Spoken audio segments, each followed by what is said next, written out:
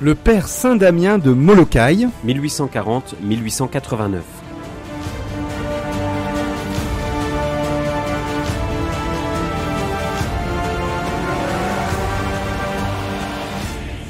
À la suite de Saint Paul, Saint Damien de Molokai nous entraîne à choisir les bons combats selon notre pape émérite Benoît XVI. Je le cite, non pas ceux qui portent la division, mais ceux qui rassemblent. Le Saint-Père Damien nous invite à ouvrir les yeux sur les lèpres qui défigurent l'humanité de nos frères et appelle encore aujourd'hui, plus que notre générosité, la charité de notre présence servante. Il aurait été logique de fêter Saint Damien de Molokai au jour de sa mort, le 15 avril, mais le Saint-Pape Jean-Paul II l'a fixé le 10 mai, jour de son arrivée à la léproserie de Molokai. Cet apôtre des lépreux a été lui-même lépreux durant les 4 dernières années de sa vie. Cette lèpre l'a fait entrer paradoxalement dans un étrange bonheur. Dans ce 4e et dernier épisode de votre émission Pèlerin de Dieu, consacrée ce mois-ci au Père Saint Damien de Molokai, découvrons ensemble comment ce prêtre de la congrégation des missionnaires des 5 heures de Jésus et Marie, surnommé les Picpuciens, se dévoua tellement de tout son cœur au service des lépreux qu'il contracta lui-même la lèpre et en mourut. Pèlerin de Dieu avec Franck Bétoir et le Père Jean-Baptiste Masson sur RCF Nord-de-France.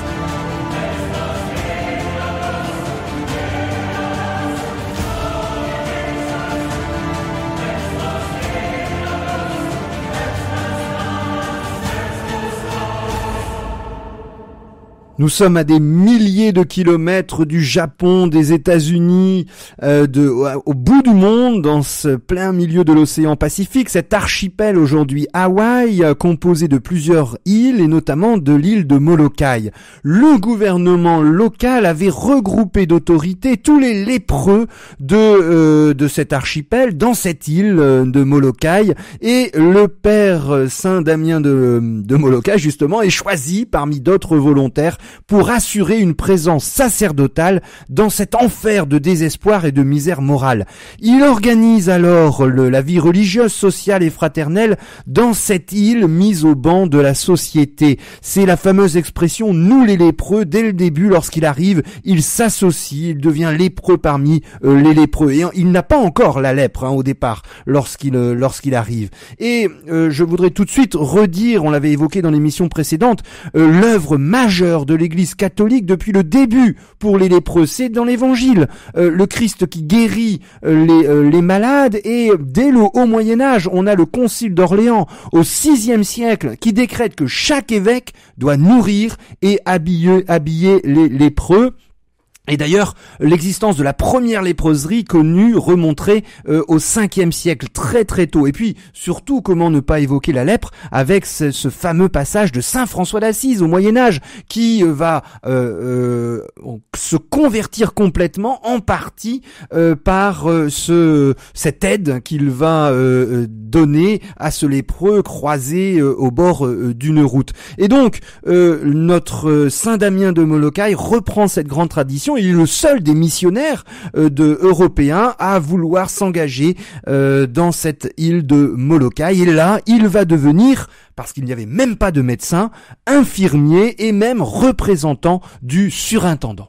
On peut pas dire que le gouvernement ne fasse rien, mais il s'estime quitte en envoyant régulièrement un bateau avec du ravitaillement, des vêtements, mais l'intendant qui est désigné pour la répartition des denrées n'arrive pas à le faire de façon juste, et puis c'est tout à fait insuffisant, et donc les malades sont complètement livrés à eux-mêmes. Souvent ils ont des vêtements très sales et la vie n'est pas organisée. Il n'y a pas de structure sociale, donc c'est l'anarchie sur l'île.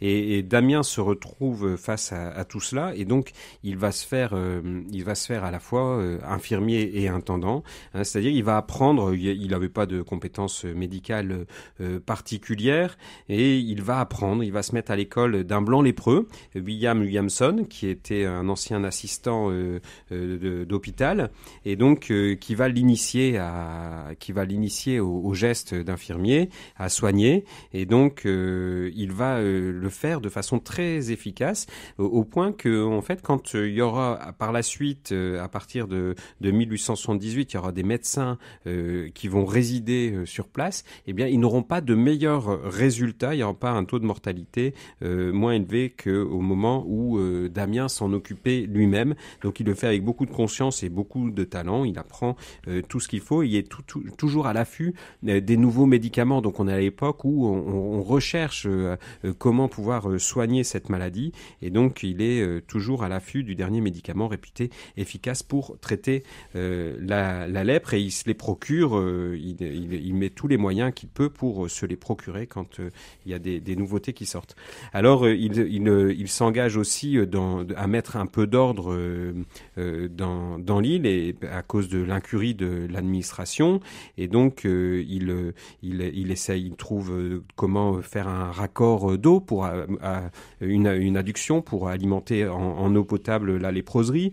Il organise les choses, et donc il reçoit le rôle officiel d'intendant, mais ça va pas durer longtemps, puisque pour lui c'est absolument insupportable, puisque à cause de ce mandat, il est obligé de mettre de l'ordre, et par exemple, il doit faire arrêter un agitateur qui était particulièrement rebelle et fauteur de disputes, qui se trouve être un pasteur hawaïen. Et donc, il se retrouve, lui, comme prêtre, à devoir exercer la force publique dans ces situations-là, ce qui est absolument ingérable. Et donc, il est très heureux qu'un intendant vienne prendre le relais, et donc pour que lui puisse continuer à s'occuper des âmes. Et c'est ce qu'il dit: vous m'offririez $100,000 pour faire ce que je fais, je ne resterai pas 5 minutes sur cette île pour tout cet argent. C'est uniquement Dieu et le salut des âmes qui me retiennent ici. Le salut des âmes et des corps.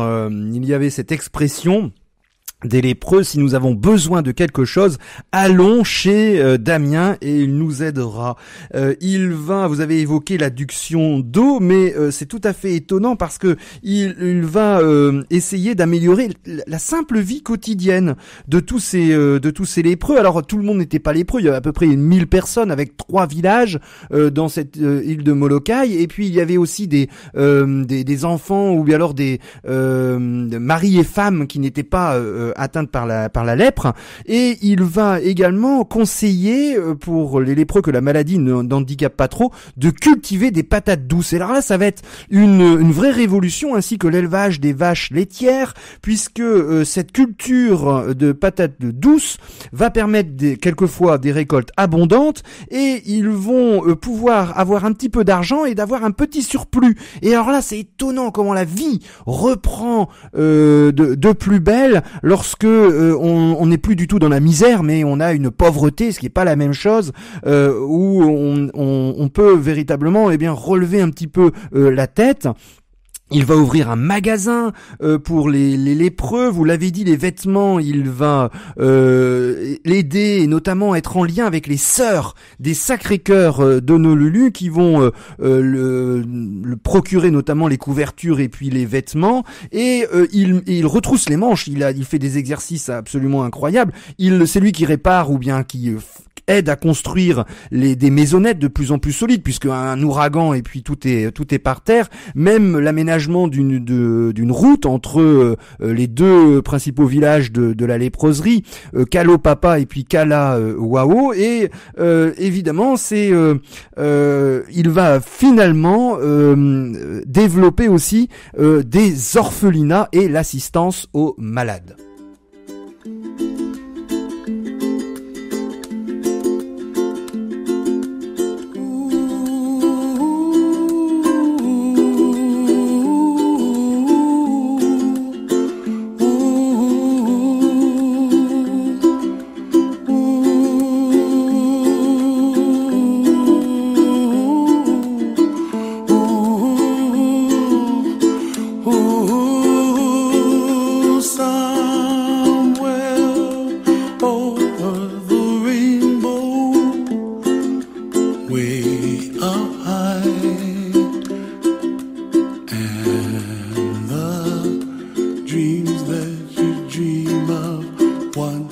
Pèlerin de Dieu avec Franck Bétoir et le père Jean-Baptiste Masson sur RCF Nord-de-France.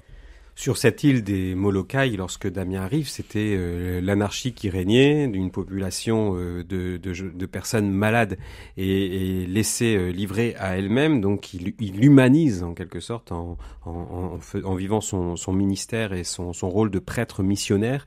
Il humanise cette population et donc dans les moyens qu'il emploie, il y a le mariage, c'est-à-dire donc il essaye de favoriser autant qu'il peut le mariage pour permettre de fonder limiter la prostitution des femmes, leur donner une protection sociale et puis donc donner un cadre plus humain et stable aux familles. Et puis aussi, il y a des mesures de l'ordre de la protection de l'enfance que vous venez de citer avant la pause musicale, qui est la création d'un orphelinat en 1879. Donc notamment il commence par les jeunes filles. Donc depuis quelques mois, j'ai un petit orphelinat composé de jeunes enfants lépreuses, dont une bonne veuve non lépreuse, elle, est déjà avancée en âge, et la mère est la cuisinière.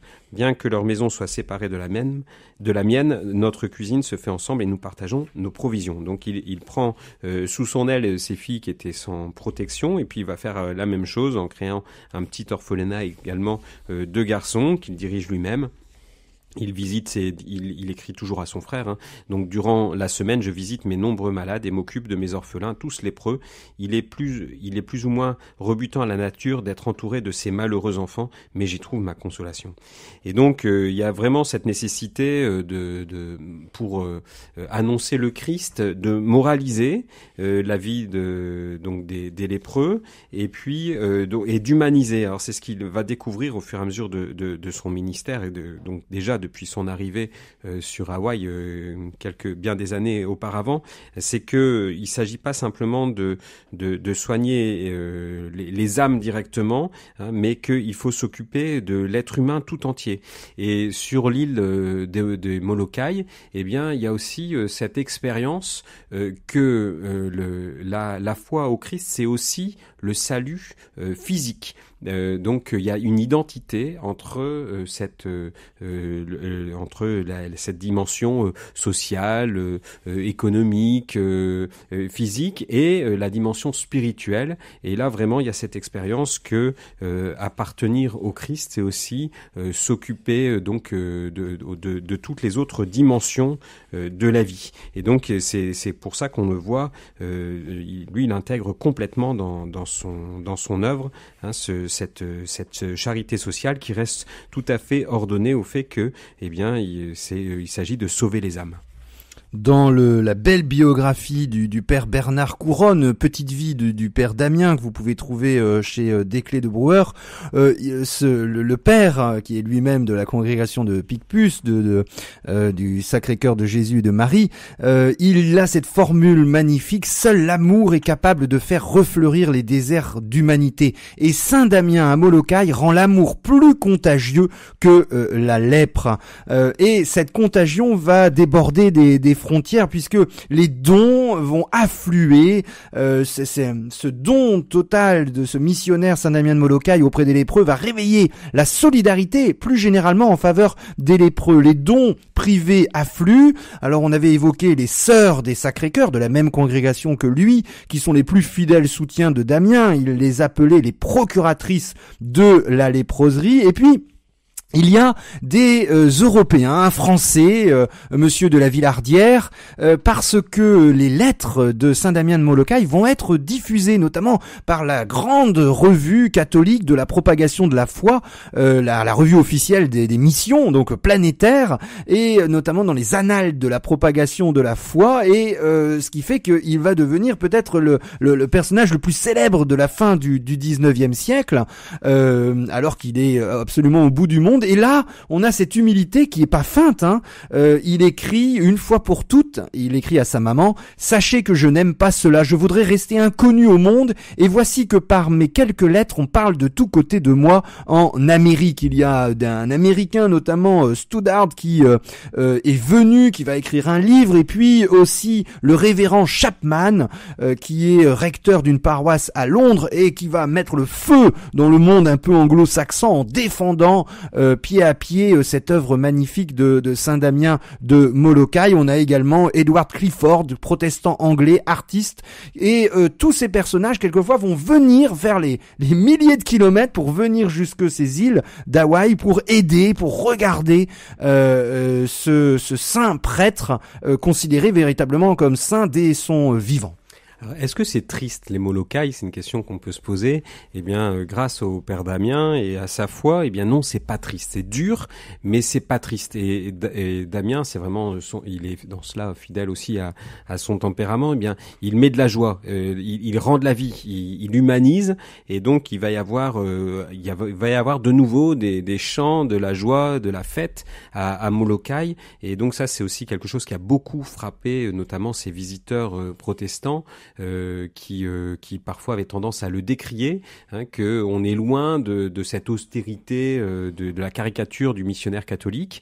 C'est un homme qui met de la vie et qui a réussi à rendre de la joie dans ce lieu absolument à la base absolument épouvantable.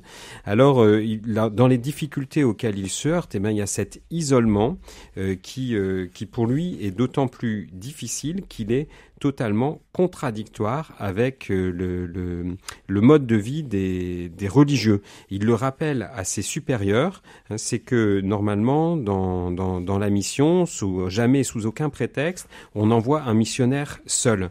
Et là donc il vit cet isolement, et donc il va beaucoup insister, et donc finalement il va on va répondre à ses demandes, mais ça va pas forcément l'aider beaucoup, puisque les prêtres qui vont lui être envoyés, eh bien vont être assez difficiles.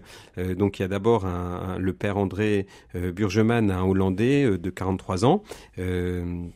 Donc ils se partagent la moitié de l'île. Et donc il y a donc des difficultés de collaboration entre les deux, et finalement il est rappelé. Et puis un autre prêtre, l'abbé Montiton, Albert Montiton, qui est un Normand de 56 ans, qui lui a envoyé, et donc qui est un homme qui est un virtuose. Il jouait de l'harmonium, et donc talentueux musicien. Il arrive et il se montre très très difficile avec Damien, qui le fait plein de reproches, et donc la collaboration entre les deux est extrêmement tendue. Donc c'est une source de souffrance, puisque Damien attendait tellement de cette vie fraternelle, il en reçoit assez peu de soutien, mais enfin les deux portent ensemble cette mission difficile au Molokai.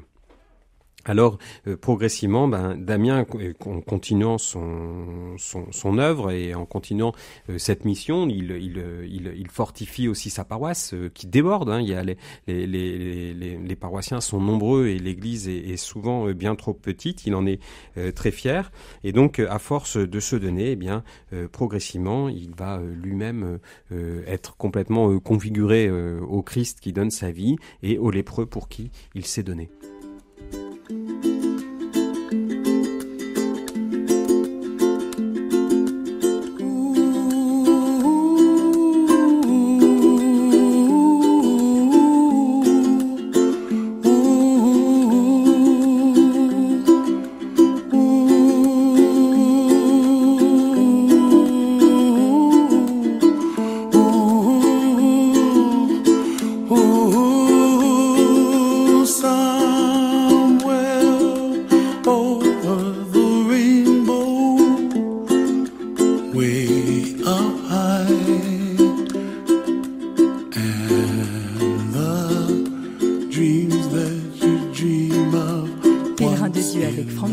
Et le père Jean-Baptiste Masson sur RCF Nord-de-France.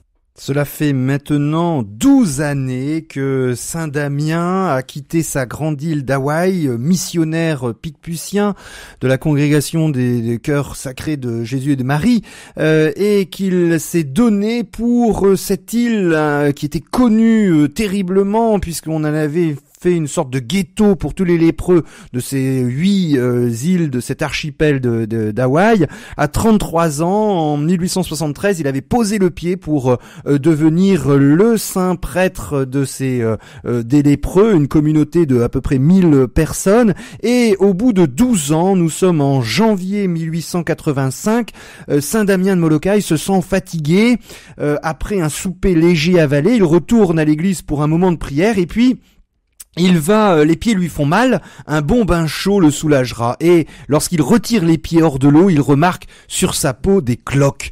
En fait, un doigt plongé dans la bassine lui apprend qu'il s'est ébouillanté et il n'a rien senti. Alors quelques années auparavant, il avait eu des taches qui l'avaient inquiété, mais il n'y avait pas eu de suite. Et là, eh bien, il se rend compte qu'il devient lui-même lépreux. Alors, on a sa correspondance. Au début, il n'en parle pas trop. Il parle d'un mal, mais sans véritablement mettre un mot à cette maladie qu'il connaît bien, puisqu'il est auprès de tous les lépreux, et finalement il va souffrir véritablement du pied gauche, et le choc est très rude pour cet homme de 45 ans qui avait encore plein d'énergie. On avait évoqué avant la pause musicale, il refaisait des routes, des maisons, des cabanes, et finalement il va l'exprimer petit à petit. En octobre 1885, il n'y a plus de doute pour moi, je suis lépreux, que le bon Dieu soit béni. Et là, c'est une évolution tout à fait spirituelle, étonnante, parce que il avait, dans ses lettres précédentes, il avait dit je ne suis pas lépreux grâce au Seigneur, comme si le Seigneur l'avait protégé. Et là, dans sa conversion spirituelle, dans sa configuration au Christ, il arrive à dire merci au Seigneur alors qu'il est atteint de la lèpre, ce qui est tout à fait étonnant. Si on n'a pas la foi, on peut pas comprendre. C'est pas possible. Et donc,